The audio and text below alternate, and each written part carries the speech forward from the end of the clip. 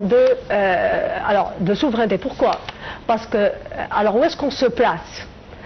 On se place dans une relation de dépendance par rapport aux autres nations ou d'indépendance.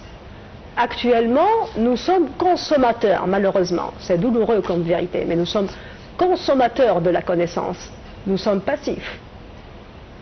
Pourquoi J'ai une vision un peu pessimiste, peut-être. Oui, pourquoi? Mais on a notre histoire, nos connaissances, notre héritage culturel, philosophique et autres. Pourquoi pensez-vous qu'on est vraiment passif? Oui, nous consommons la connaissance que produit l'Occident. Alors, il y a juste un déséquilibre, j'explique peut-être un peu plus. Il y a un déséquilibre, par exemple, par rapport au flux de traduction. C'est que, qu'est-ce que nous sommes en train de faire? Nous sommes en train de traduire ce qui est français, et bien sûr l'anglais c'est beaucoup plus, à l'arabe. Mais si on compare à ce qu'on traduit depuis l'arabe aux autres langues, là on a une véritable disproportion. Dans quel domaine? Ça dépend des domaines. Dans la littérature, la philosophie, l'histoire, tout ce qui est religion et autres. Je parle du comparaison. Donc nous traduisons beaucoup plus de l'anglais, on va dire, parce que c'est lui le dominateur. Certainement, de l'anglais vers l'arabe. Transposer ça à nos je vais vous dire, ça c'est vrai.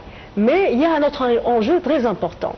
Lorsque notre traduction depuis l'arabe, parce que nous avons des élites, je viens de le dire au début donc, de l'entrevue, que l'Égypte est un pays révélateur, c'est une véritable pépinière. Donc nous avons notre production, mais nous avons besoin de la transmettre. Parce qu'aujourd'hui, l'Occident, par exemple, a construit des clichés par rapport à nous, ou une perception aussi très médiatisée, qui est stéréotypée. D'accord? Par exemple, il y a quelques jours, j'ai écouté dans les médias, je crois un envoyé spécial du président Trump, qui a dit tout simplement que nous, c'est-à-dire la population arabe, nous ne sommes pas capables de construire un compromis autour de principes ou concepts politiques, que le seul compromis qu'on peut faire, c'est autour d'une tribu, d'un village, par exemple, c'est tout. On n'est pas capable de faire un compromis. Donc c'est comme si on était de simples nomades pour lui. Alors pire encore, on va dire que ce monsieur-là c'est un politicien, on va mettre ça à l'écart. Je vais prendre l'exemple d'un sociologue. Et là, on est un peu dans les sciences. J'ai écrit donc un article il y a à peu près un mois ou un mois et demi. C'est un sociologue français qui s'appelle Emmanuel Todd. Et là, il parle que nous ne sommes pas capables de produire une idéologie politique autre que l'islam, alors qu'il y a plusieurs idéologies politiques dans le monde arabe.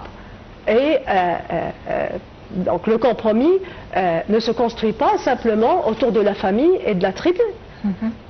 Dans le monde arabe, dans les pays arabes, c'est-à-dire c'est une vision stéréotypée, cliché, ce n'est pas la réalité arabe.